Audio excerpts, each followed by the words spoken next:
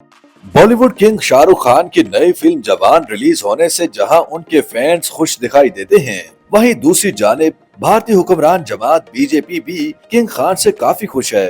BJP ने जवान का पोस्टर जारी करते हुए मफलूज हुक्मरानी को बेनकाब करने पर किंग खान का शुक्रिया अदा किया।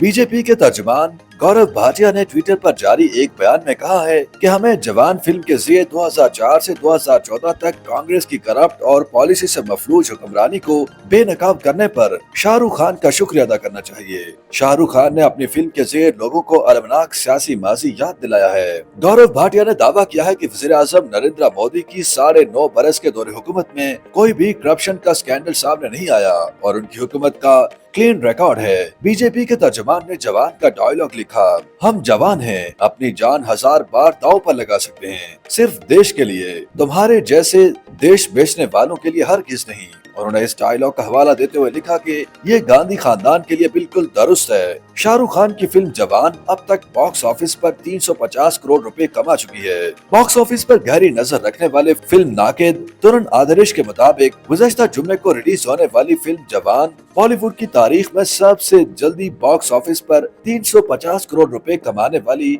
फिल्म बन चुकी है।